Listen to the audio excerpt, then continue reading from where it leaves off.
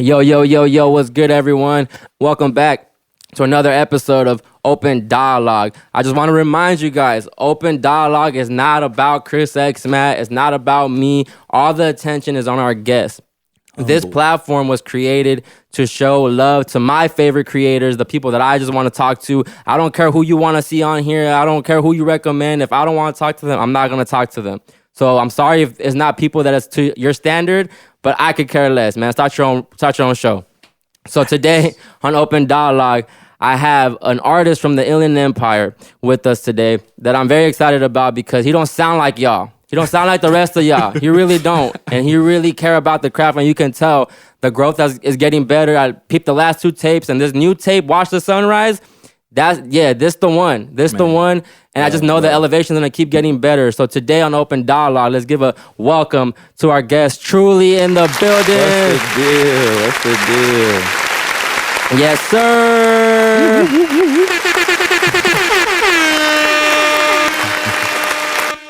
What's up, everybody? Yes, sir. Man, Tru-Lee. Big Tru-Lee in the building, man. Yeah. IE Zone Corona, right? Yes, sir. Corona. Are you proud to be from Corona? Yeah.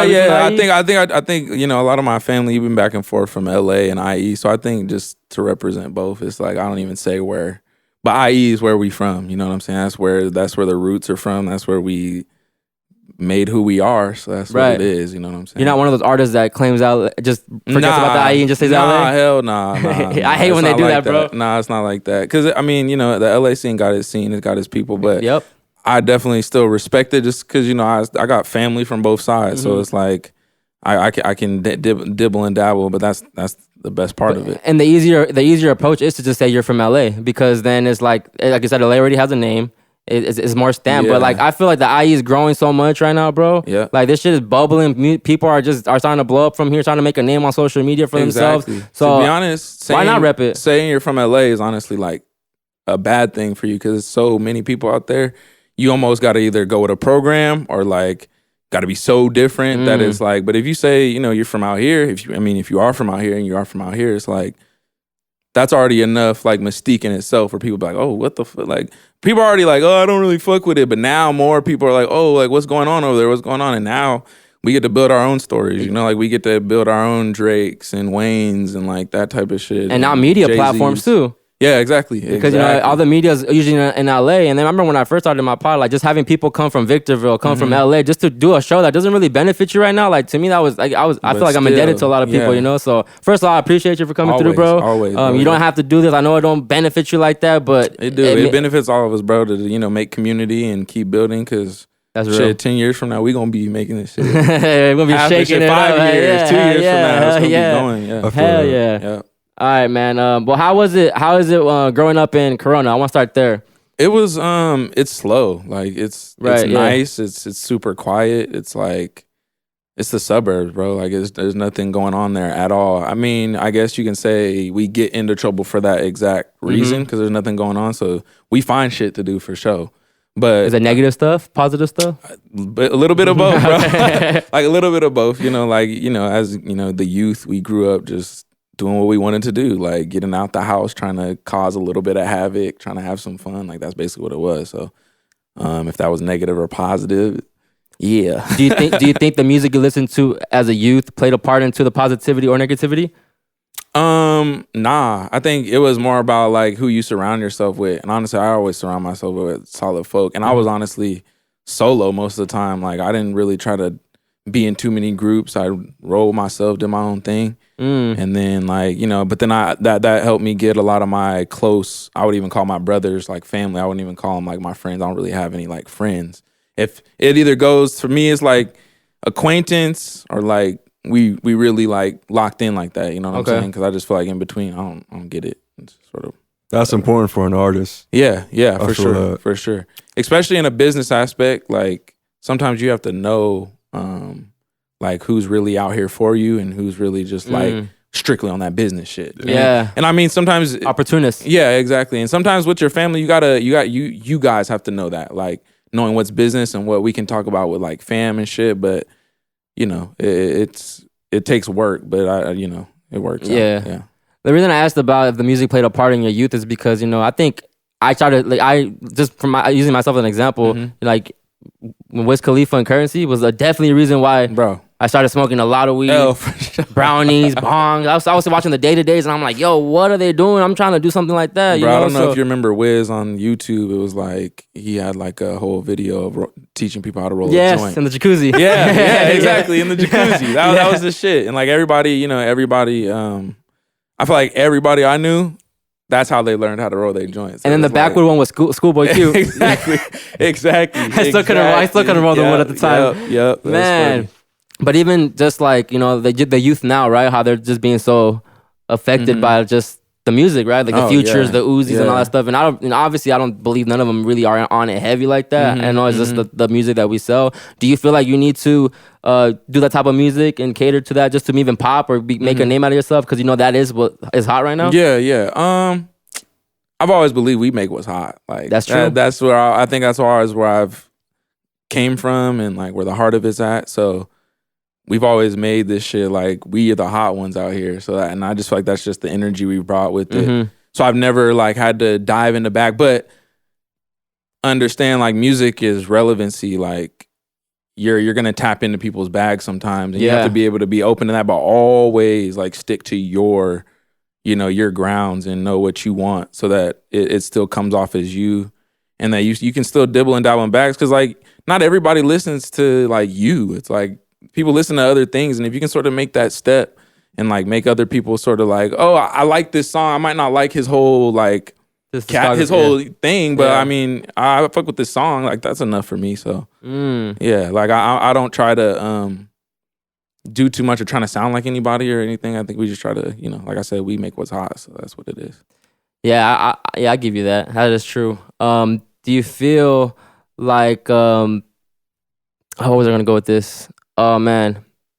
Oh, when did you realize like that you had that itch for the music though?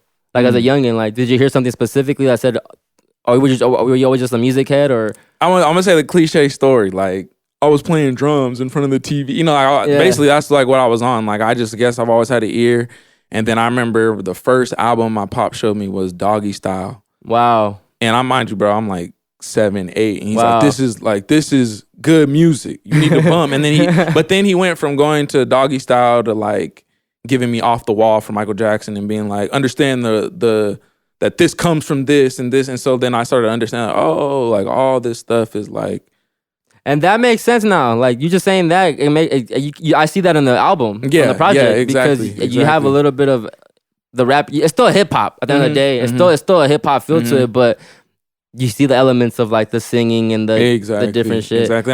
And and going back, I think that's what the itch came from. Just like my pops putting that on me early and like hearing just all the different sounds, and also like my pops being into the music too. Like hearing him, like watching him like listen to him being like, oh, this is that shit. I was like, oh yeah, like this is fire. Like this is fire. So then I just started diving in my own bags, definitely going more into like a neo soul. Like when I was younger, I didn't listen to a lot of like hip hop shit. Like neo soul, that I makes was sense definitely too. on Music Soul Child, listening to like That makes Mario sense. and B2K and like all that type of shit. Like I was on that. That makes sense. And then I think like Wayne, bro. I heard Hustler music for the first time. Yeah. Big one. I saw the video where he's wearing, the pink Bape hoodie. Yeah, the Bape. I don't know if it's pink or purple, but he was wearing the Bape.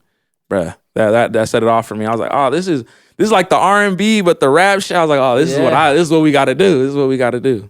You mentioned your pops. How you grew up with both parents? Yes, sir. Yeah. How did were they very supportive when you decided to dabble into music, or they was like, we'll see when you do it? My pops is a music head, so like he grew up like playing the drums and stuff. So I think just him moving through what he did through, he was sort of like, I don't really want you to be doing like that. I don't know but he's always been, promoting it. As he saw me grow more passionate about it, he's always like promoted it and been like, okay, like as long as I know you're about it, then I think you can go far with it. And my mom's always been supportive. She just been like, whatever, like it's fire, That's my son. whatever, That's my son. exactly. Is your pops your biggest critique?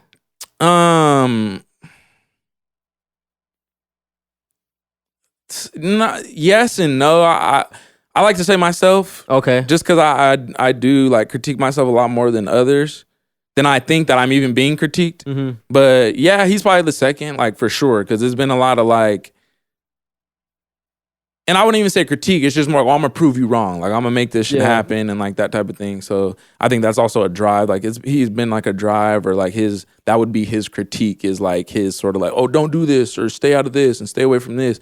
But me diving into these realms and like making it happen, or like finding my comfortability in it. So When you first started, did you, because your dad is such a music head, did you like feel like you needed that stamp of approval from him, or you didn't care really how you felt? I didn't care. Okay. I'm not trying to be like that, but I didn't care. I was like, because I think the music thing for me, because it was so solidified early, it was almost like second nature. Like, mind you, recording a song and like doing and making mixtapes. I would make mixtapes in like middle school. Wow. On Audacity. I would make it for I would make a 20 track of like all the homies I knew, like what their favorite tracks were. Yeah. I'd make a 20 track, put it on my little iPod, bring it to school and be like, hey, bro, I just recorded this last night. They'd be like, oh. And it'd be all freestyles, but it'd be like, oh, this is tight. Yeah. You should really start that. And then that's when I really took it and like started just growing with it. So Also, I like how you said that, because I think a lot of people are very hesitant to show even just their friends their music when they make it. They always try to do that slick shit where they just play it in the background. Who this is you, bro? You get me? But the fact that you ran to them, it's like, yo, check this out. For sure. Because it's almost like a sort of like the supply and demand with like business, just learning like your clientele, like sort of trying what works and just keep going and seeing what they don't like, what they do like, what they don't like, what they do like. And then I think getting older, I got more critical, where like somebody was like, oh, that's whack. I'd be like, That hurt? like, yeah. And then I'd be like, damn, I need to go like. You remember your first That's Whack? Oh, for sure. Walk me through it. So I think the first, I'm whack, like to my face, was like in like freshman year. I think it was probably like the second week of school. There was a dude that we knew. And it was like sort of like the seniors were like, it was like this group that did music, and we was like, oh, bro, we got to get it in with them. Like, we got to, and they heard one of our songs, and one of their like lead homies is like, oh, y'all are hard. Like, y'all got to come to the studio. Then one of their other homies was like, nah, they whack as hell. Like, you should not bring them inside the studio. And I'm looking like, you ain't even heard our stuff. Like, what you talking about? And then that was like, I think that was like the first thing. But honestly, I've never, I guess I have done, but I think because I'm so like straightforward, everything, people don't even be throwing stuff at me, because I don't even be paying attention to it. I just be like, whatever, like we still making shit. So, but when you hear it, that's whack. Does it fuel you? I'll come back. For sure. Yeah. Now before it used to even put me maybe in like a writer's block, where I was like, maybe I need to like go write something that these people like, or like what do I need to do? But now it's like, you don't like it, I don't care. If you don't like it, like I guarantee there's 5 other people that are gonna fuck with it. Right. But then also like I don't try to stay too on the side of being like, this is my shit. Nobody, like, I don't want to, just like you were saying, like the relevancy, like we were talking about, with like trying to hop into other bags and stay with that type of shit. I still listen to critique. If people are like, that's whack, I still try to be like, okay, well, what do you like, or what is that critique that they're being like, that's whack? So I try to stand on it. And the style you have now, because we'll get to Watch the Sunrise, but that style that eventually you have evolved to, like, was it that in the beginning, or was it more just rapidy rap? I'm trying to get my bars off. It was singing. It wasn't even like, okay, I didn't even think about dope. rapping. I was in a group. I was in a group with I don't know if you, Bobby J. Thompson. He's like from That's So Raven, the little dude. We Corey was in Baxter? a group. Yeah, not Corey Baxter, the little dude that would always, Stanley, that would always come over. Oh, yes. Okay. Yeah, we was in a group, and then my cousin, another one of my close homies, December, and my homie Trent, we were like in a little group, and I think like 3 of them were rapping, and then like 2 of us were like singing. So when I was in that group, it was just straight singing. I was like, nah, my name was Jay Lovely. I had a whole different wow, Jay Lovely, different persona. I was like, I'm R&B star. And you still have those files? Yeah, probably somewhere. Jay Lovely. I gotta pull them up on YouTube somewhere. or something, or what? Nah, I got them like in my computer somewhere for sure. I want to hear an R&B album, bro. I like R&B more than hip hop. Like I want to hear. Yeah, I want to hear. Honestly, that that's what we trying to work on. So we'll be tapping in soon. Okay, for sure. So then. So that was the sound in the beginning, singing. Yeah. And then from singing, I think we broke off from the group, and I was sort of trying to figure out, because even in the group there was some like, oh man, you can't sing. Da da da. So then I'm like, what can I do then? Like, I hear y'all rap, but I don't like want to just take over somebody's mantle of what they're doing. Da, da.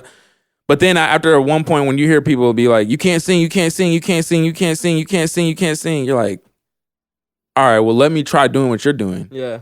And then you get better at them in that. And then it's like, okay. Go back to singing. Yeah, go back to singing, bro. And then, so I think that's what sort of switched, people thinking that I couldn't do either of them. And I was like, no, I can do one of them. And I can do one of them really good. Right. And I'll make sure I can do it. Because, I mean, in my head at the time, I was like, what's putting together some rhymes? Like, that's nothing. But then when you really start breaking hard. it down, bro, if you want to be like a real like craftsman at your work, it's a lot more than just rhyming. It's a lot more than that. You got to know syllables. You got to know timing. You got to know all that type of stuff. I need a ghostwriter. I got you. See, I always tell myself I want to make an album one day, but like I know I can come up with the cadences, the melodies. I feel like I can do that, but it's just the lyrics. I'm not a writer. Yeah, I cannot write for shit. And see, that's what I do like on the side, like for people. Oh, word. Like professional. I'll do songwriting and like write songs and try to like pitch stuff and do that type of thing. Cause that's what I do just for fun. I write. Wow. So I'll just write songs. I write poems, just stupid stuff. Like I'll just be writing a bunch of stuff. Was English your favorite subject in school or no? It actually, history was. I loved history. Like I didn't like just the tangible like fact of knowing that everything's like real. I think that's what I liked about it. But I had a teacher, shout out to Miss McGuire, 7th grade. Mm-hmm. She was definitely on some like,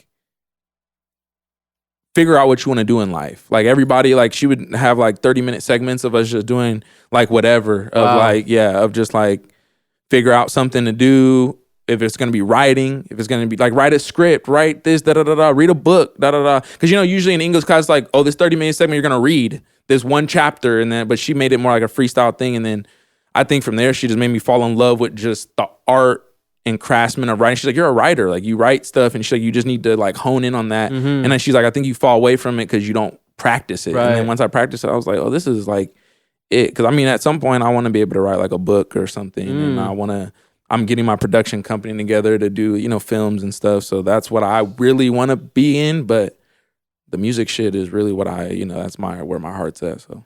And it'll open up the doors for all that too. Exactly. Yeah. Exactly. And I say that even about like when it comes to podcasts, like it's hard for people to just click on a podcast because it's like an hour plus of content and something. It's so easy to just hit play on a 2-minute, 3-minute song, and if it hit, it hit. Exactly. Podcast it takes like it's not gonna hit unless you don't like to listen to long form content, right? Yep. Mm-hmm. So that's dope though that she actually pushed you to keep writing and get that build the skill that you have now. So when did you? What was you said you recorded freestyles for your friends? That was the first time you picked up a mic. And when did you realize I can record this on a computer and export it and like have it on an iPod? Like when did that click? I don't know, bro. Okay. Like being that young, like you just be like clicking buttons, and then it was like, oh, I can record my voice. And then the main thing was like I can record my voice, and I was hearing myself back. I'm like, this is crazy. Like I don't sound the same or nothing. Yeah, it's weird, huh? It sounds weird at first, but I think just that I would just delve into that, and I found out there was a program, the Audacity. It was like this recording program back in the day, and then I had like I don't even know what type of mic it was. It was some type of like super janky computer mic attached to it. It was USB crazy. one. Yeah, it was crazy. But I don't even think it was USB. It was like plug in with the ins and outs. Like it was pretty old school. But just playing with that and then being able to lay something down and then hearing it back and then like being able to play it back and hearing the homies, like watching the homies be like, oh, this is tight, bro. This is super tight. It's like, damn, like this is what I fuck with. And I think that's what I've always honed it in, is like doing this for the love of it at the end of the day. Cause that's where I grew up. That's where, this came from. This is where I grew for it. So trying to keep it that way. So so when did the thought of I want to pursue music just finally set into you? Like, this is what I need to do. This is what I want to do. Because at some point, was college like an option? Like, I mean, a thought? It was. I think my pops was always like, you have to do that on the side. If you're going to do anything, you have to have that on the side. So I pursued a career in audio engineering. So I got my bachelor's in that. So I was like, I'll do music. I was like, I'll do something I love in this way. Okay. So I did that. And then, so that's like my college route. I tried to do community college. couldn't, bro. Especially in that phase of life is like I'm trying shit, just having fun, more fun if anything. And I wasn't in college, but what sort of solidified it was when I was like 15. I got signed to Warner Brothers, and that was Word? like, I was signed for songwriting. I did songwriting, Wow. and it was so random, and like how it happened, and like and how long it happened. I was like, from then I was like, oh, it can happen. Like I was like, oh, you can get there. Like it's just more about. But what helped me with that was like learning that this shit's a business.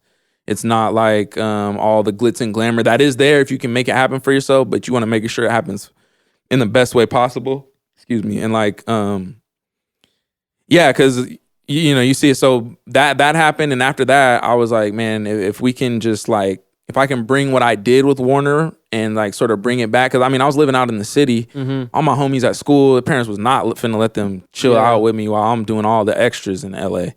And you said you were 15? 15. Well, yeah, 15 and 16. I was signed with them for 2 years and a half. So it was like my 15 and 16 years. I was when I was like out there just. They bought an apartment for me, and I was stacking up bread, doing all types of shit, just working and trying to figure out the game, basically.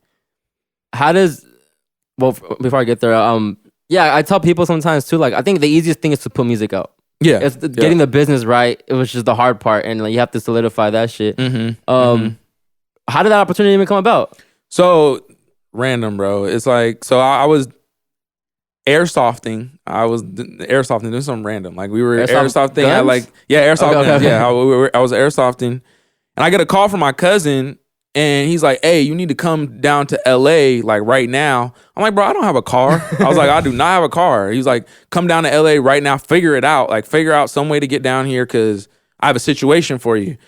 And mind you, at the time, like when that happened, I'm like, what could this possibly be? Yeah. Like he's gonna have me come down there, and mind you, I don't have a car, so I have to find a ride. And then next thing you know, I get down there, it might be some janky or just something random. But some extras. he invites me down there, bro. Drive down there. My pops took me down there. Next thing you know, we pull up to I think it was Encore Studios in North Hollywood. Oh, shit. Hella official. It's like one of those. It's like one of the, and I'm like, when you go from here and then you picture everything, it's like, oh, this is what that is. For sure, we here. So it was like that, and he was a security guard for a I guess you can call him like a business mogul. Like he just has like a lot of money. He was just trying to figure out just something to do, and he was like, but he's really good at business. So he was like, and he loved music. So he was like, I need to just figure out. I just want to do something with this. So he was in there, and he had his like security guards like rapping in the booth because he was like, maybe they could do something. And he was frustrated because they wasn't doing what they needed to do. And then I came in there, knocked it out. Bro was like, I know people at Warner. Let's get this locked down. Like tonight, I don't even want you to walk around like any of the other studio rooms just in case. We locked that down, locked in with Warner. But God willing, I was able to get like a lawyer in between that time and be able to sort of figure out the contract. So even when I got with Warner, it was a beautiful situation. It was like, I was just about to ask I just you. got to do what I got to do and get the fuck up out of here. You know what I'm saying? Smart. And I didn't realize that until after. Like, until I got out of You could everything. have still been under that contract right now. Bro, like when they talk about that, like when they talk about contracts, like there's fine print, bro, and all that. Yeah. And like, even because I'm getting my real estate license right now. So even just learning about fine print and signing anything with your name on it or anything, bro, you could really set yourself up for catastrophe. Yeah. Like just signing contracts and doing that. So that's one thing I do want to say to everybody. Like, make sure you look at that contract when, But at 15, you already had that thought of, I'm going to get a lawyer, or your dad suggested it? No. What happened, my manager, the dude that found me in the studio, and till this day, we still close. Like, that's still like my brother. And he was like, you're 15, and mind you, your parents are even looking at this as like a... Cha-ching. Yeah. So he's like, what you need to do, calm down, go home for a week. And mind you, bro, when he told me to go home for a week, I'm like, what are you talking about, bro? At 15, bro? I'm like, bro, we just did this. What are you talking about? Go home for a week. I'm not, like, I'm trying to turn up. I'm trying to. And he's like, no, go home for a week.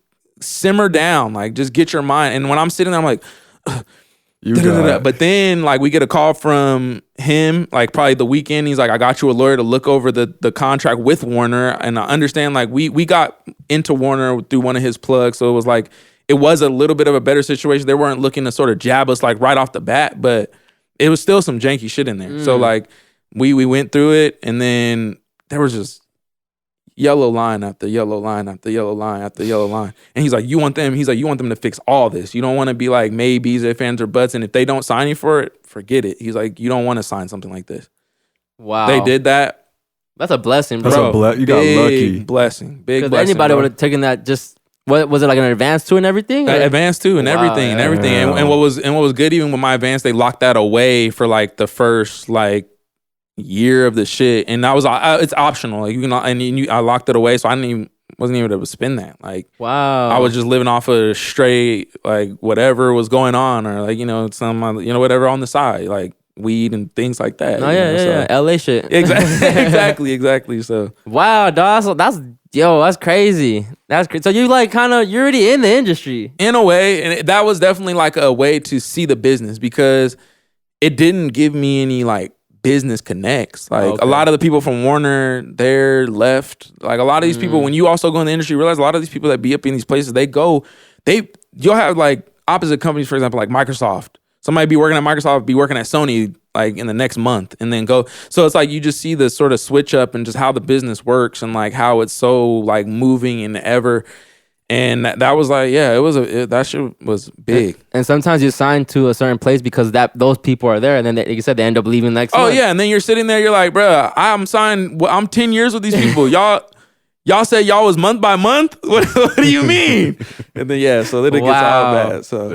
So how long did you lock in for? 2 years. 2 years. Yeah, 2 years. It was either 2 years or like 19 songs. So we completed within the first week, like 28 songs. So that I was basically out of my contract once I completed. Like they had to basically be pressed. So they had to be mixed, mastered, and put onto a like distribution platform. And they didn't so much have to be sold, but it had to be uploaded and that type of thing. So we went through with that. We basically, what we did, we uploaded like a bunch of random stuff that we did to basically pass that, and then we uploaded an album, and I did an album called Dream. I don't even know if it's still on iTunes, but that was like my first album with, I guess you can say, quote unquote, Warner and HRH Entertainment, which was the partnership that we were under with Warner. So they signed you even as like an artist, like to be. No, it was songwriting, but because of how it worked, I was able to work on an album. So because of like how we worked the advance and how the money was being funded, it's like that studio time. It's like, okay, because how songwriting works, it's like usually you'll go in with your producer and like an engineer, and then you guys will record. If you're not an artist, or just say you are an artist, you'll work on it like you're recording your own songs. Okay. And then the ones that are sort of throwaways, you'll give and be like, these are the ones we want to shoot to the big artist, or even if it's not a throwaway, it's like you're like, this is the one we need to pass off to somebody. Then it's like that. But like, usually, like what we did, we basically just did a songwriting camp within my own self, made the songs, made an album, and did it like that. Like we didn't work with anybody, and I guess it was the best way to do it, really. Because if we would have did it like through songwriting, it would have been a bunch of contracts and a bunch of stuff, and he would present me as like a songwriter to like meet up. Like we met with Sean Kingston and like a bunch of big artists, but it was like he was more trying to get me in as an artist, but the contract was set up like a songwriter. Okay. So then it's just way better, bro. And really that's what labels do now. Like it's set up like you're now with the publishing and distribution, you're set up like a songwriter now. Like you're not really an artist unless you're doing dudes that are like really want to sign with this specific label and their deal's looking good, then still get some good royalties in there. Exactly. Yeah. Wow. Yeah. Is there any songs we know about? You can't say? Nah, no songs that really got cracked off. Okay. Nah, only because I at that time I wasn't paying attention to like, I was really focused on making my own music. I'm like, I'm in the head of like, oh, we at the studio, we meeting. So it's like I'm just trying to make music. I don't even know about song, but now I feel like I look back, and if they say you should never have regrets, that's probably one thing I do regret at that time, was maybe being more in my body and being like, oh, like I can make these connections and really like songwrite and maybe get placements. They might even just place me because I'm a 15-year-old writing for Chris Brown or 15-year-old writing for so and so. Yeah. So like that's what I wish I had that mindset at that time, but nah, bro. You're trying to get lit. Dog. Not even get lit. I was definitely focused and like working, but you know, I was like, oh, this is the lifestyle. You know what I'm saying? Like, oh, this is like whatever y'all do, I'm trying to turn up and like we trying to, you know, it's like that. But also, oh, we at the studio every night, right, and recording, like it, you know, it was a whole thing. How old are you now? 27. So if you have the same deal right now presented to you, how do you think you would approach that? I probably would if I was if I had signed the contract, then I'd probably like. Honestly, I'm looking for a deal like that right now. To be honest, like but we're definitely building up the base to where if a deal does get put on the table, yeah, it'll be a lot more leverage than what what it was back then. You know what I'm saying? For like, sure. But like you already had a taste of being under contract. You had a taste of signing something. Like you still wouldn't do the independent approach. You want to find a situation that works best for you, a partnership, license your music under something. It depends. Like it's literally at this point because of like how we're doing it.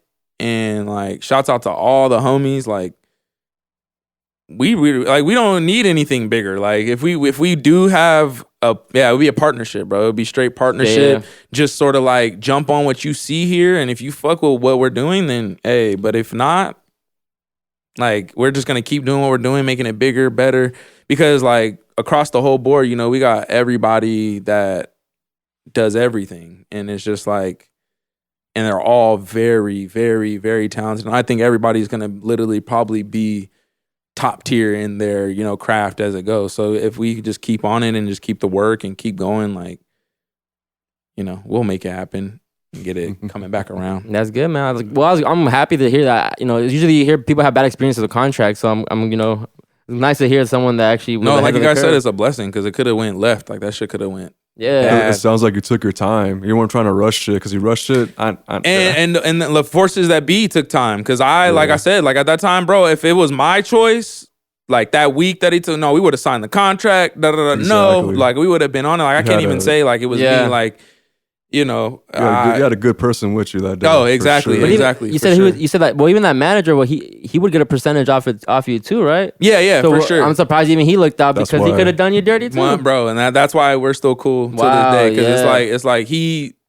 At the end of the day, also at that time, bro's almost a billionaire, and he's sort of just like, I'm trying to do something, like, and so like at that point, it was like.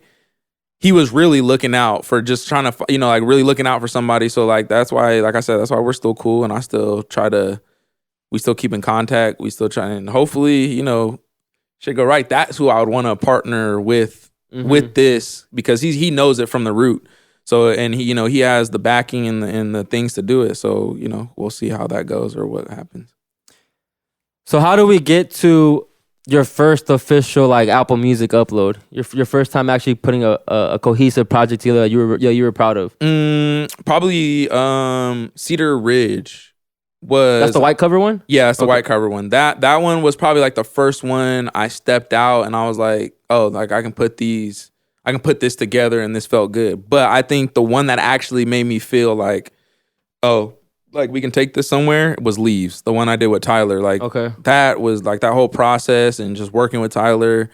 And you know, that's my brother. Like when earlier he was asking about like who produced, and he's produced basically everything that I've been on and that you've seen released. So wow. And yeah, his music speaks for itself. That was released what, 2020, 2021? 2020, I think. 2020. Yeah, 2020, yeah. Mm-hmm. Well, I want to get to Watch the Sunrise because listening to Watch the Sunrise, it sounds like it was created during that period, 2020. Am I wrong? No, I think it was created. We really curated. I would say Watch the Sunrise might have started being curated at the end of 2020, but I didn't even come up with the title or like anything like that. Probably like late 2021 because like the project came out 2022 December. Yeah, December. So like. Probably end of 2021 was like, okay, this is probably gonna be the title.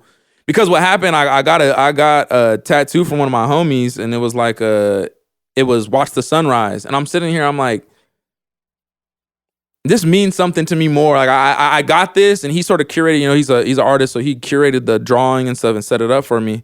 And I was like, I don't know why I decided to get this on my body, but now I feel like I need to make a project about it. And because this is really what I don't know, it felt like the moment in time that I was in, especially going through COVID and like all that type of stuff. It was sort of like a, you know, amp up and like to try to get myself out of just being in a box, I guess. Watch the Sunrise, definitely one of the better projects that came out from the IE. I just want to say that on camera. Like, that shit is one of the best projects of the IE. It don't sound the same. It don't sound like all the other stuff that's really coming out from the IE. Yeah. And I can tell the musicianship in it, right? Mm-hmm. I want to start off by just saying, like, the cover fire. Turk. I judge a book by its cover. That's just me. Thank you. And thank you. If your album cover is whack, I might not want to push play on it. To be honest, you know. So I like the whole concept of the drawing, the little world. I was like, okay. Because I can tell who gets it and who doesn't just by the album cover. 100%. So I never heard your music prior to Watch the Sunrise. So I saw that cover and I'm like, okay, I'm interested. 100%. I'm tapping in whenever it drops. I think Mitch, when he promoted it too, I was like, okay. Shout out to Mitch too. Yeah, shout out to my boy Mixed by Mitch. Yes. He mixes all my audio, so shout out to you, bro. Tap in with him. Yes, sir. And so he posted that. I'm like, this is hard. I like the cover, got my attention right away. And then I pay attention how people even name songs, the track list. Like, all that says so much to me before I even push play on an album, bro. And some people subconsciously don't even know. Like, they pick up an album and be like, man, I love it, and don't even know that really the album cover and everything that they did is the reason why they picked it up in the first place. Exactly. But yeah, the album cover was done by Turk. It was produced by Tyler Brimley and Turk. So they produced like half and half on the project. And he made the cover. And when he made the cover, man, it was like I think even with my projects, I try to, whoever I'm working with, I want it to be a collaborative thing. So I try not to get too much control because I'm writing all the words. Like, I'm writing everything to the T, the cadences, everything. So it's like, even the verses for the homies? No, hell no. But that's a part of me, like, saying, like, collaborative. Like, I love, even when I invite my homies to get on it, I want them to do what they want to do. I don't try to be like, oh, can you like sound like this, that one record you did? Yeah. I like, bro, however this song made you feel, do that. That's, and I'm not even gonna ask you to change it. If the bars are whack, we might have to talk about it, like a second, like a second take. But like, and another thing, like, I feel like the homies aren't even on that. Like, they one take, like, not say one takes, but they know what to do. Like, they know when to get in there and do it. But yeah, like, I usually, write all my own stuff. So I try to collaborate with everybody with it. So when he made the cover, I was like, bro, I had an idea of what I wanted it to be, but he more was like, this is what it made me feel like. And I feel like when you do that, you also connect to your fan base, because it's like, it's not just what's in here. It's like, when you drop your stuff, it's all about community. So it's like, when they see, when you ever have, like, the cover from the homie and have, like, the spoken word from my cousin and, like, things like that, it's like you really get to see even pieces of me. Like, you get to see exactly who I am from just other people. So that's why I try to, like, let it be. And that's how that cover came about, because he was just like, bro, I'm gonna finesse them. He sent me like 5 different arrays of it, and I was like, this one. And that's how it happened. Was the cover inspired by after the album was completed, or you got the cover first and that inspired the music? After, yeah, we completed the album, and to be honest, I don't even think I sent him, like, our mixes as we were going. I waited till it was complete, and then I sent Turk everything. I mean, obviously I curated to let him know, like, hey, we're gonna use this song, and can we, do this mix and, like, add this. So we did that, but he didn't hear the full thing in total till the end. And then I sent it to him, and he was like, oh, bro, I'm gonna bump this for like 2 days straight, and I'm gonna just, like, draw up something. And he honestly didn't come up with just that. He came up with like 6 different, and I hope, the world gets to see it at some point, but, like, he came up with like 6 different perspectives of, like, what's going on, but that became the final one. And man, I loved it. That's hard, bro. It's a blessing to hear that y'all loved it too. No, so I like it, bro. Like I said, I pay attention to covers like that. And sometimes people might want like a perfect photo cover, but, like, I like the artsy shit like this. Yeah. And it's just the world is so, it's just dope. The whole concept of it is fire. I'm just like, yeah, okay. Thank you. And I'm like, he gets it. So I needed to tap in. So once I tapped in, I hit play on obviously the intro comes in, cool. And then you get into Should I Leave? And fire. Why did you decide to start the album, like, with the first bar saying this is post-traumatic? That's a good question. So basically it's like, it's everything. It's like after COVID. This is after COVID. Told you, dog. See, this is after COVID. This is after leaves. Like, this is after people hearing me, like spaz on that shit. Like it's right after all that stuff. So it was like, yo, this is like post-traumatic stress disorder for y'all. Like this, I'm not letting up. Like it's gonna be something that's gonna keep coming at y'all. So that's basically where that bar came in. And I should leave was like a question to myself is like, I'm not even really in the game yet, but is it really worth it? Like, is this shit really worth it? And that's where the project is like sort of me uncovering to myself like why all this is really worth it, and like watching myself uprise from just things that, you know, COVID's one of the biggest things like that. It didn't affect me a lot, but I saw how it affected the community and everybody around us. And in that sense, it affected me. So, you know, that's where that first bar came from. And it was like, when all that shit was going on in the world, does it affect your creativity or does it fuel it? I had to find COVID specifically. I had to find a different way to connect to my like art, because sitting in the house writing bars 24/7 or like trying to be like, you know, Edgar Allan Poe and like you know, trying to do it like that, it don't work. So I like dived into photography. So like I would go around the neighborhood, and the girl I was with at the time, we were at her parents' house. So like I would just walk around their neighborhood, take photos, and like just sort of like take in nature and do that whole thing, take photos of random people just doing stuff. So I got into the photography side, and honestly made me respect the craft a lot more. So even now when I collab with like photographers on photo shoots and things, I don't even just like hit up people and be like, let's shoot photos. I like specifically look for people or even know people that I'm like, we can get this story told through just like you taking this picture. Let's do that. You know what I'm saying? That's what. Well, it goes back to your storytelling. Exactly. You're a storyteller. Exactly. Wow. Yeah, because I think it affected a lot of people's creativity during that time. You know, like everything was going on. It was kind of hard to just find the inspiration.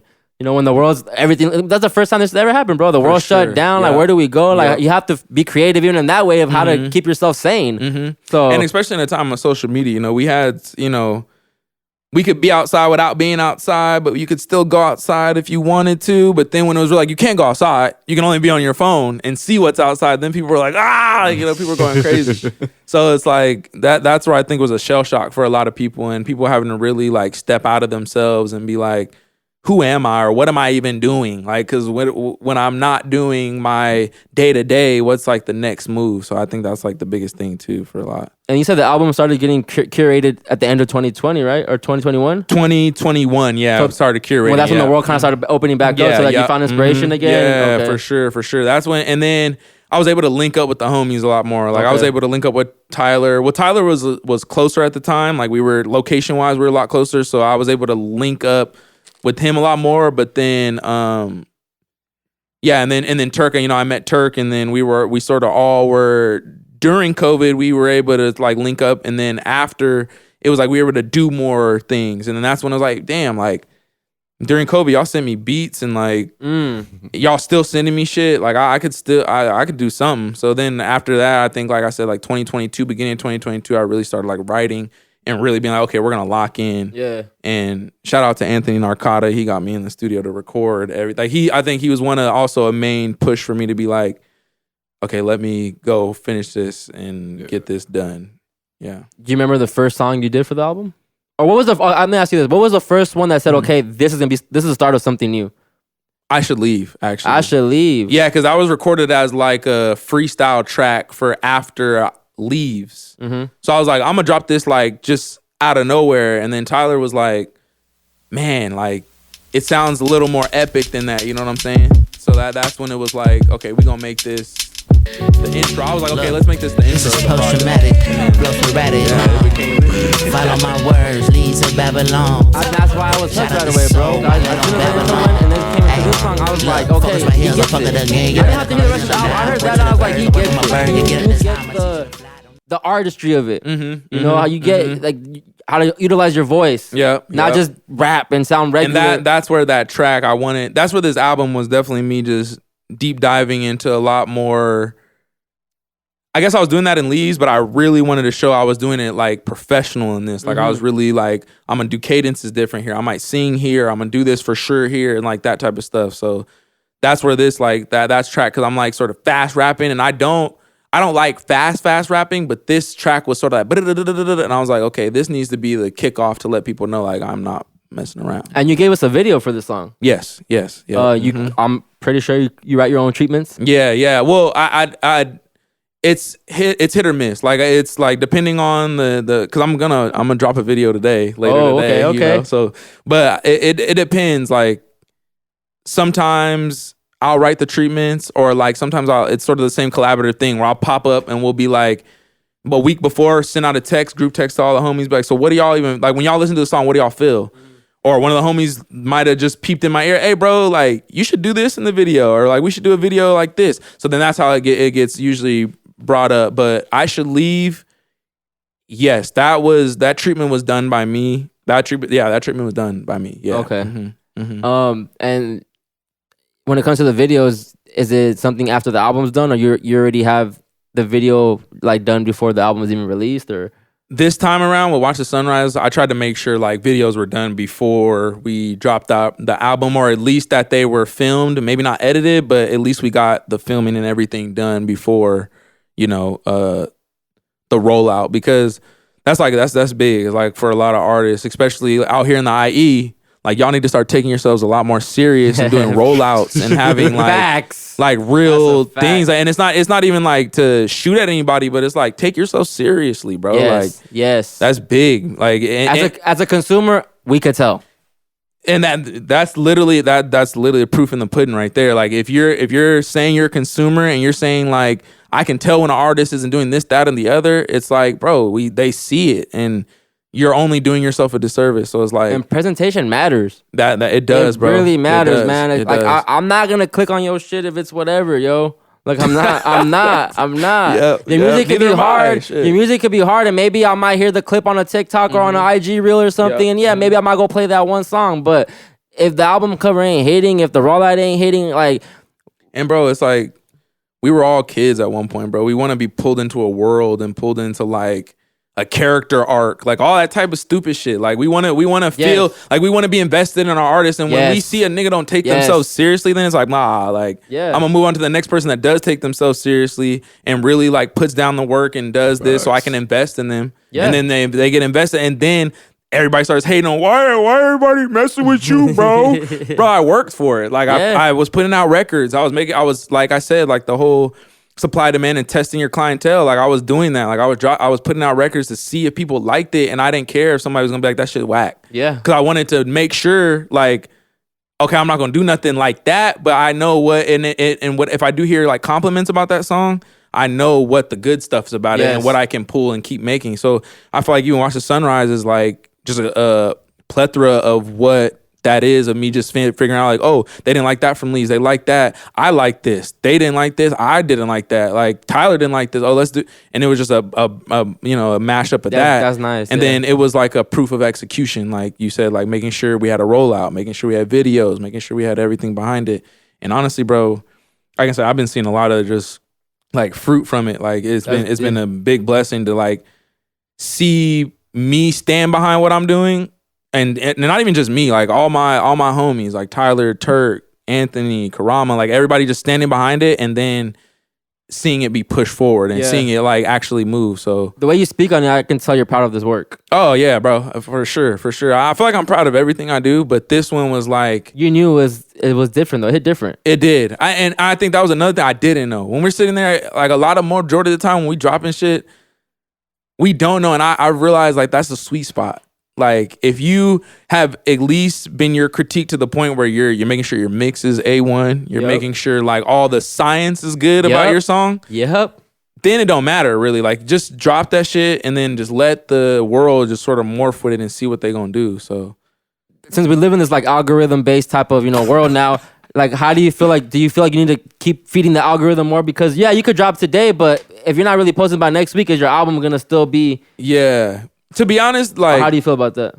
I don't know. I don't know if I'm like a computer tech or whatever, but I feel like I've learned my algorithm in the algorithm. That's a bar. That's you know what I'm saying? Like, learn your algorithm. Yeah, that's facts. It's like you got to learn your algorithm, because it's like, for example, for me, I can post like, it's almost weird. Like Instagram knows that I disappear for a little bit, so it's like, if I post on my stories when I'm disappeared, like I'll get views there. But if I post during my disappearance, I won't get any views on my likes on my actual Instagram. But if there's like a moment in time where I like flood one post and I'm like, oh, we're about to start dropping now, then for some reason it's just traffic for the next like 3-4 months. For some reason, bro, just everybody liking everything, everybody on top, everybody resharing. And one thing people got to be afraid of doing, especially as artists, is like not sending your music to people in their DMs. That's I hate you have to. Bro. You have to do that, bro. You have to, bro. Cause and see, you might hate it. Hold on, but let me tell you why I hate it. Because sometimes people will be like, yo, can you post this? And they never posted nothing you ever done. Nah, see, and that's one I'm thing. petty like that. And see, that's one thing. That's one thing I try to stay like. I try to repost people's shit. Like when I can, I try to stay the devil's advocate on the opposite side and be like, yo, I repost people, try to repost people's stuff, especially if I know you. Like I try to get it up there. But the DM is just, don't even say like, even with your podcast, you send people a video, don't even say repost. Boom, just put it in their DM. They're gonna look at the video and be like, what is this? And tap on it and be like, and if it's a topic that they fuck with, they're gonna be like, well, oh, I might tap in more.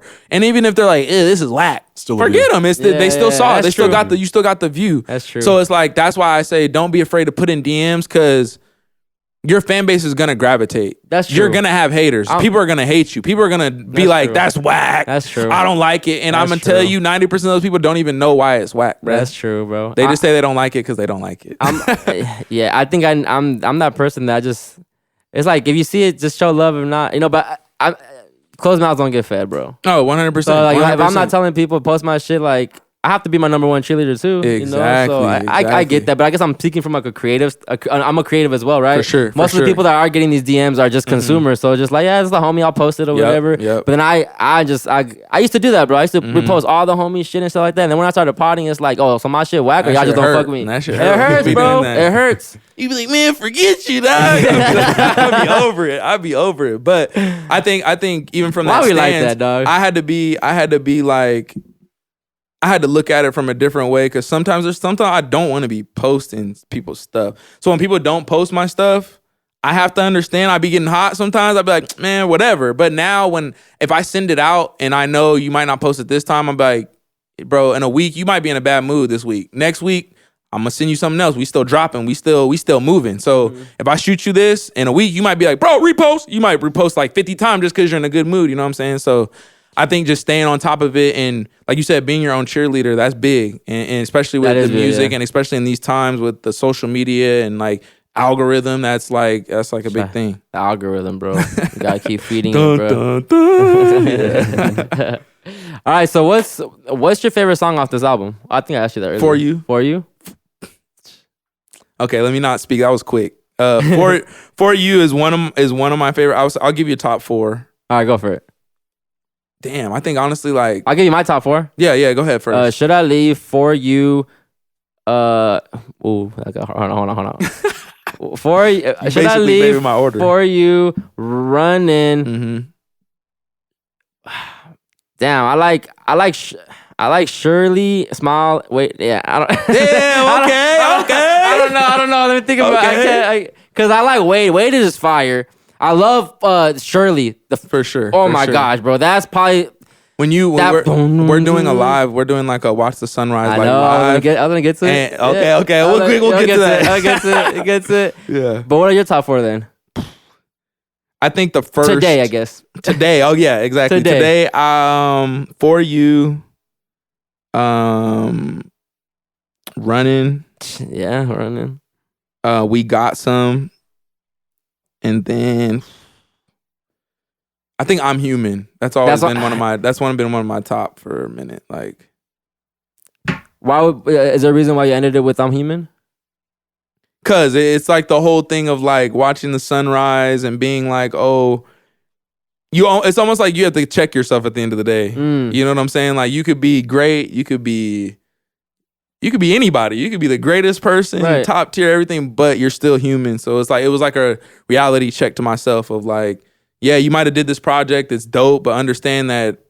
And it's also a relating thing to like my fan base or whatever, and just being like, yo, I'm still you, you're still me. Like, we're all doing this. Like, just because I might have said a dope ass bar doesn't mean I'm better than you. Just because you got this. Yeah.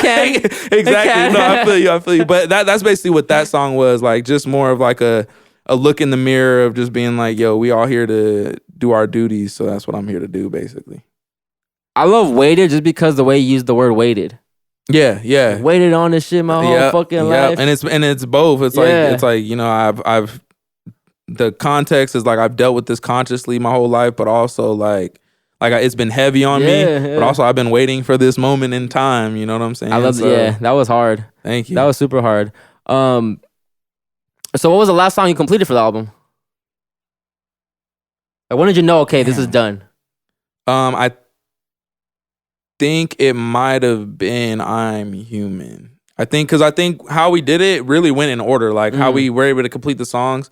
Because once I locked in and I was like, well, I'm going to do a project, it was sort of like, and I'm just like that sometimes, like making sure I get the list done. So it was like, okay, we're going to do this. And I was like, we're going to do this song. So it started just going in an order. So it was like For You, and then We Got Some. And then, I just started breaking down from there, basically. And it kind of ties in back to, again, I guess you writing scripts and shit, because you probably approached it like a movie script, right? Basically. And that's how I try to approach when I'm even thinking about curating a project. I try to think of it as in a storytelling aspect. Like, my first thought, it's not like, oh, what's going to be the song on the project? My first thought is like, what am I talking about? And that sometimes can lead to like some bad places, like not wanting to write or not wanting to, because you're like, what is my purpose or what am I doing? You know what I'm saying? That's like, deep. and that's why I watched The Sunrise was that, because it was just like, sometimes you just got to do it for yourself and not look for like this ultimating factor that's out there. You just got to do it. And like sometimes you waking up and doing it, that's what will get you up and make you do it the next time and the next time and the next time. So watch The Sunrise, man. Like, you guys need to go peep that. So then you're working on a live album of this. Yes. A live version of this album, right? So all the instrumentation is going to be live and everything? Everything from bass to guitar to drums to keys, everything. Is that something that you always wanted to do, or just the opportunity presented itself? Presented itself. One of the homies, Noah, shout out to Noah. He's an engineer, and he was the space that we were able to use it at. He was like, hey, bro, pull up and like, let's do that. So when he said that, well, he told me, he's like, you can use the space for whatever, whenever. And and in my head, I'm like, man, like, and it's a recording studio, and I was like, we can do that, but this is a space that we can do some like real damage. Like, let's make some music. So after that, I was like, well, let me get a couple band members together. Got like some people that I just like knew, like some close friends of mine that I knew that played instruments. Got them all together. It was a little like shaky getting all together because I've never done it. So it was like trying to get everybody in one room, and everybody has lives, so it's just trying to lock in everything. And on April 2nd, we shot it and did it, bro. It's crazy. I'm telling you, it's crazy. I think this is like, again, when we talk about the pinnacle breaking, that's one of those. Yeah, again, someone that understands it. You understand how to even just repurpose even the album again. Yeah, 100%. And even just to see everybody together, like that was a beautiful thing. Like even my friends that might have not have been directly correlated with the album at the time, I was able to use their creative ability when we did the live thing and had everybody just together. We had food.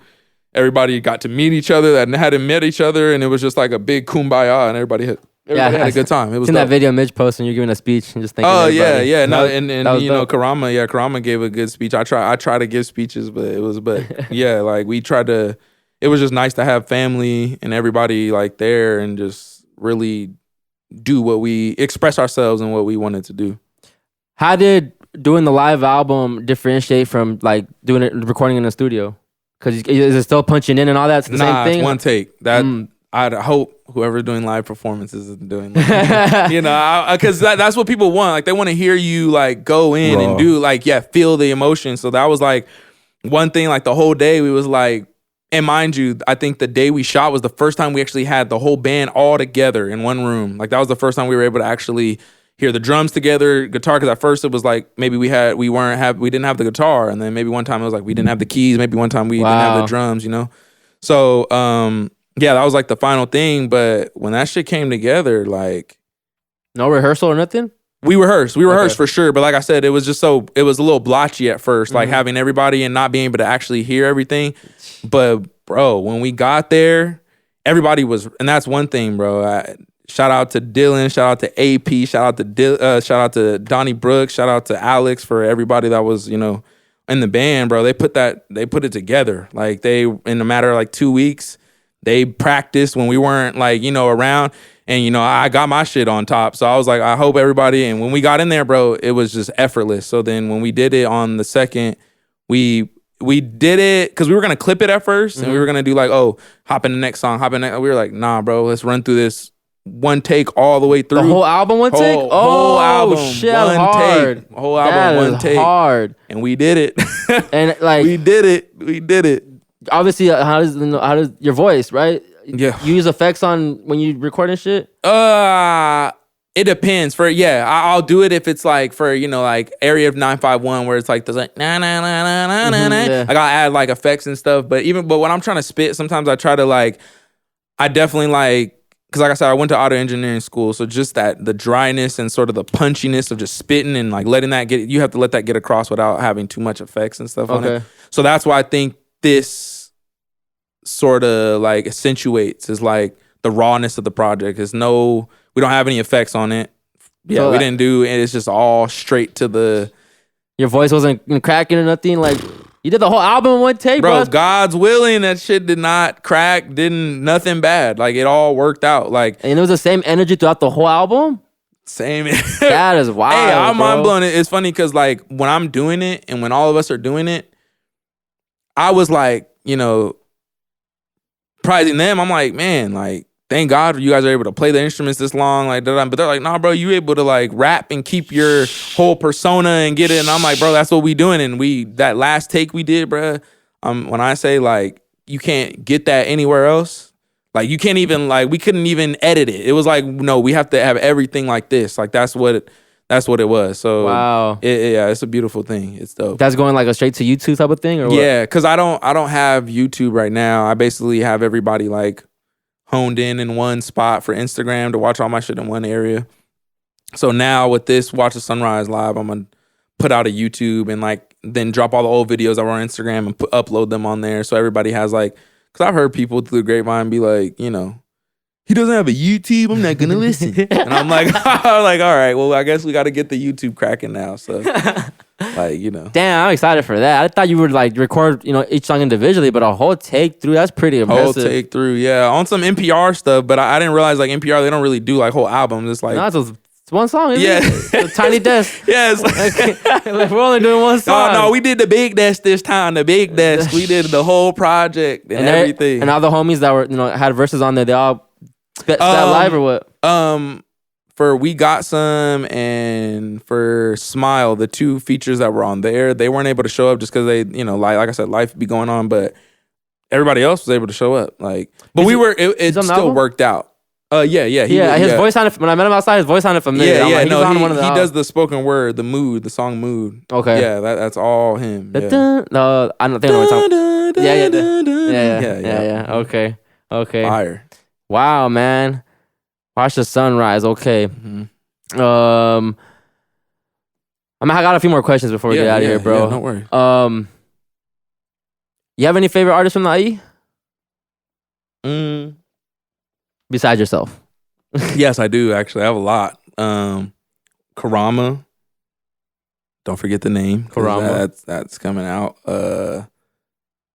Eric Indigo. Shao Fist. 909 Zaner. Cam Gnarly. Cam Archer. Noah James. Noah James. Yeah. I know Noah James, and I know Noah James. The City James, or no? No, they're different. I DJed for Noah James before. Oh, really?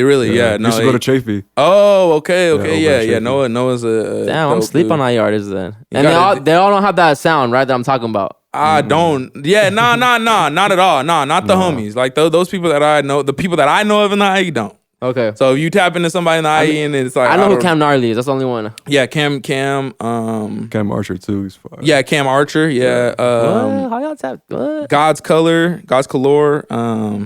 There's a list, bro. I might have missed Shaka. There's a bunch of people. Wow. There's a bunch of people. Damn, sleep. Yeah, it's a I only fuck with him, Beezy. Him Beezy? Oh yeah, bro dope. Bro fuck with him Beezy, bro. He hard. To be honest, like his cadence and everything. Like, I fuck hard. with bro heavy. He I fuck hard, with bro yeah. heavy. Like honestly, like I feel like people would say, like on the outside looking in, they say we on two different spectrums of music. But if we were to make something together, it would But I think that's when you get the magic, bro. Yeah, it would when go crazy. When It it's would the go least crazy. expected features and collaborate. Yeah, exactly. That's always gonna be Exactly. better to me. Yeah, you know, and especially when it's like y'all have two. It's similar sounds a little bit, but like it's two different substance of music. Facts, you know, facts. so I love that. Oh yeah, I would love a collaboration like that. Phantom Thread also. You guys can't forget about Phantom Thread. That's he got something coming out. Yeah, I it's was pretty like, I crazy. linked up with him not too long ago, and he played us some of his shit. Woo! And can you vouch for all these artists as far as caring about presentation, caring about how Yes. how Yeah. it's, how Yes, They're every crazy. single one, like right off the bat, like cares. And even if like even some of them might not have like full bodies of work or work that's out, but if you pay attention to their artistry, Their it's, presentation is crazy. they're that presentation is there. Yeah. Like they Okay. bring the whole persona, they have everything. So just bubble. It's just the bubble up, bro. Like that's what it is. Where does it go from J Lovely to Tru-Lee though? Where were probably. So there was a time where I was basically the group had ended that I told you about that we were with and all that type of stuff. And this was probably like a 3-year like gap in between that. And I was like, I got to change my name to something. And True basically came from like being in the group and not being like, you know, peeped as like the top tier artist. So it was the really underestimated. That's what the abbreviation was going to be for. Since then, I guess you could still use it, but I don't really use that anymore. Okay. But that's what the abbreviation for True was. And then Lee is my middle name. So I just was like, Tru-Lee. Like, I don't know if it works. I was like, people are just going to have to figure it out. And like now it's just like a thing that people are like, okay, like that's your name. And honestly, like even girls' families or people that I'd be introduced to or girls I'd be with don't even know me as like my regular name. It's like Tru-Lee. True. They're just like True. And I'm just like, okay. Like, you know. Tru-Lee.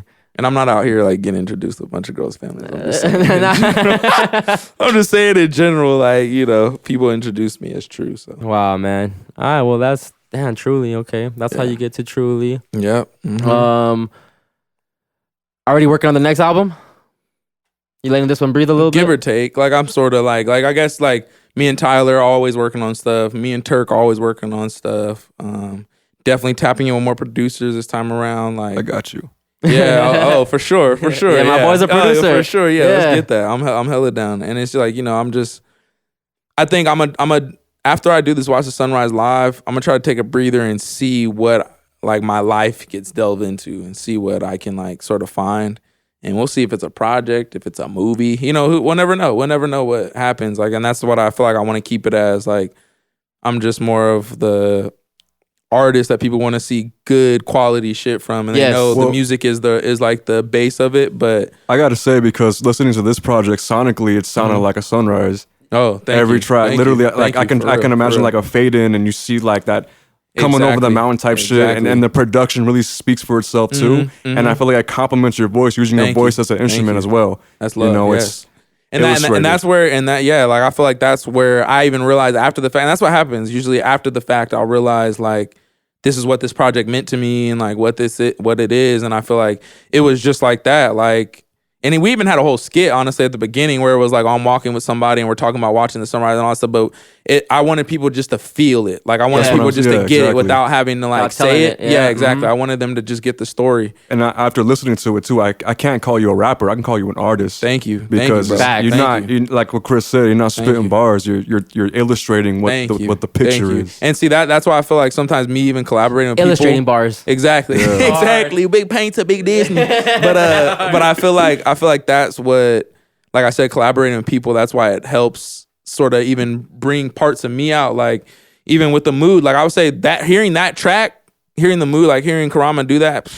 That put battery in the project. I was like, oh yeah, we about to go. And just like that, like people being able to like collaborate in that whole thing, like that's just what makes it better and like makes it grow. So That's fine. yeah.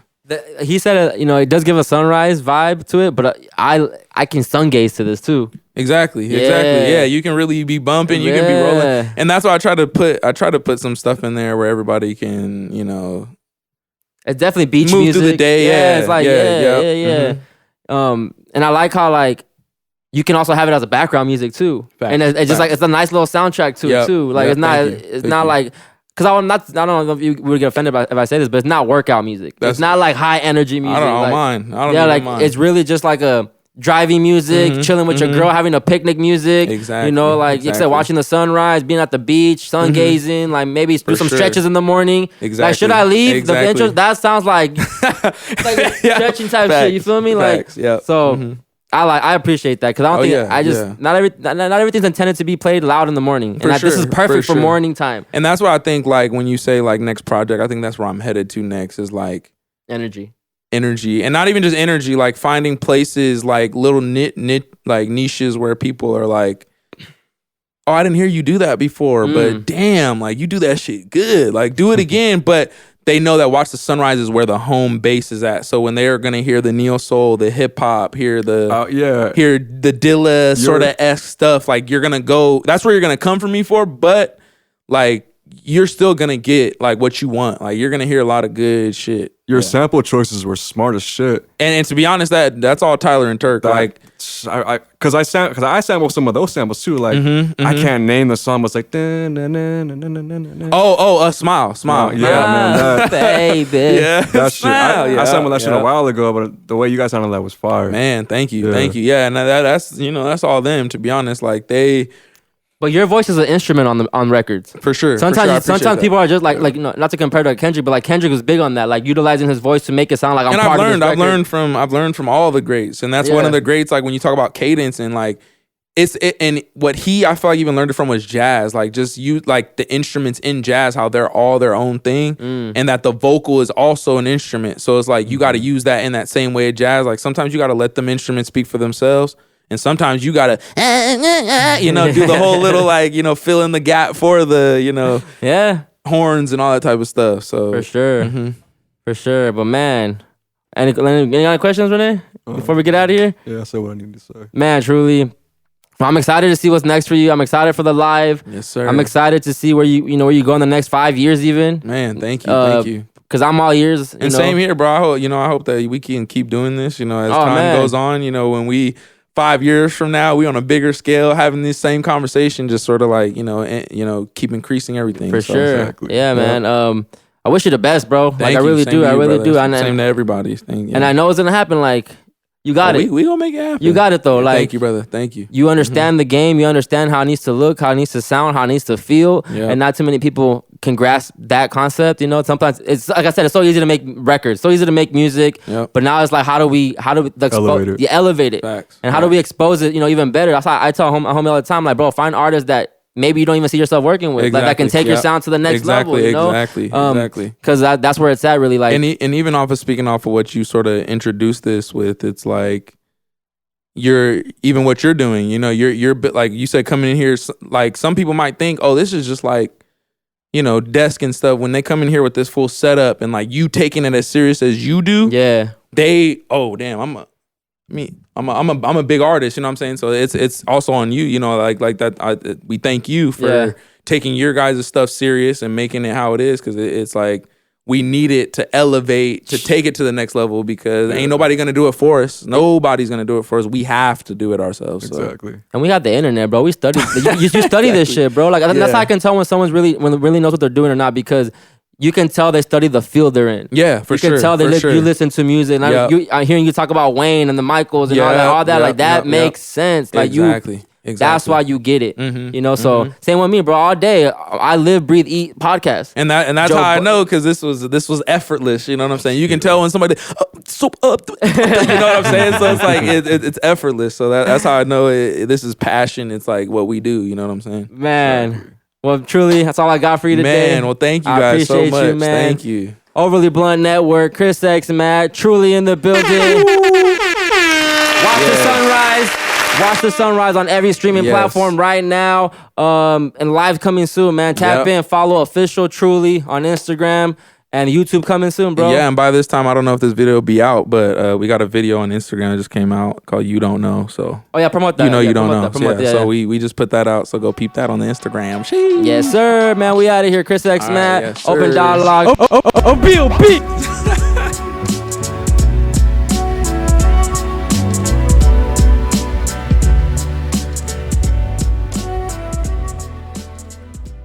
Bill B.